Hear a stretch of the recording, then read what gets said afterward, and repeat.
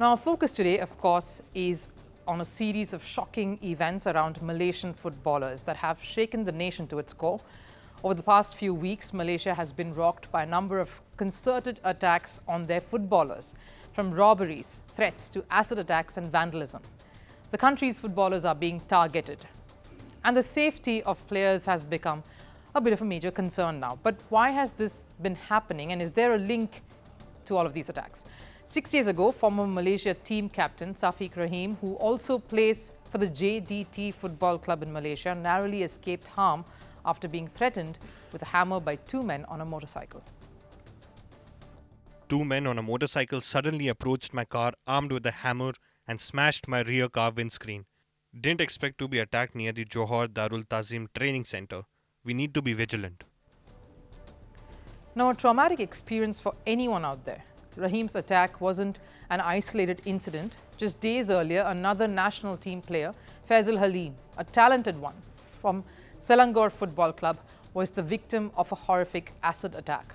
The attack happened in the Petaling district in Malaysia, an attack that left the player with severe burns.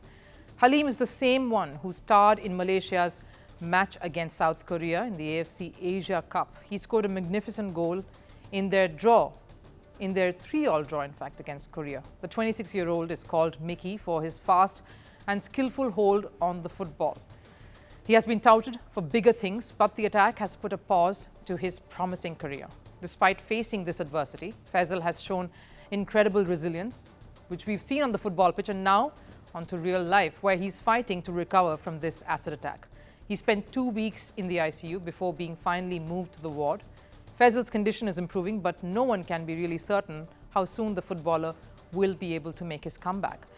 Before Faisal, of course, it was Akhyar Rashid, another prominent national player who also features for the JDT football club. He was injured during a robbery outside his home. Rashid was returning home after a training session, and before he could reach his house, he was attacked with an iron rod by masked robbers. The attack left him with stitches on his head and his legs. 3 attacks on some of the biggest names in Malaysian football raises a lot of questions. Why are these attacks happening? They all have been differently executed, yet the target is all of the country's top footballers. So is there a larger connection? If so, what is it? Is there something more sinister at play? We have to wait for the police report to know the motive of the attacks. For now, we don't think they are linked in any way, but let's wait for the official report to know what has happened. We have concerns and have spoken to all the authorities about it. While these attacks are not within the Malaysian Football League's jurisdiction of matches or stadiums, etc., we have taken steps towards ensuring that more security and precautions are taken immediately. These sort of attacks on athletes in Malaysia is unprecedented. It's not something that you see, unlike in Colombia, where such cases were a common occurrence until 2010. Be it Andre Escobar being shot dead in 1994 after Colombia got knocked out of the World Cup, or in 2009, a jaw-dropping incident where 12 members of a Colombian amateur association football team, Los Manciros, were kidnapped, out of which 11 were later murdered. The motive still remains a mystery, but in Malaysia, these things don't happen. Sportspersons are never attacked, which is why this series of seemingly random events and threats are horrifying and have raised the alarm bells. So what is the reason behind these attacks? There could be various motives at play here, from personal vendettas to organized crime. What makes these crimes even more possible is the access. Unlike Europe, South America, or other prominent football areas, Malaysia and its athletes interact more freely with the public.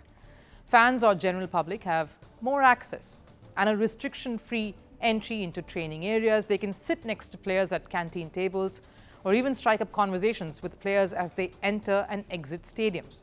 The security is hardly a presence, or even a factor to be considered. A stark difference from the way things are seen here in India, for example.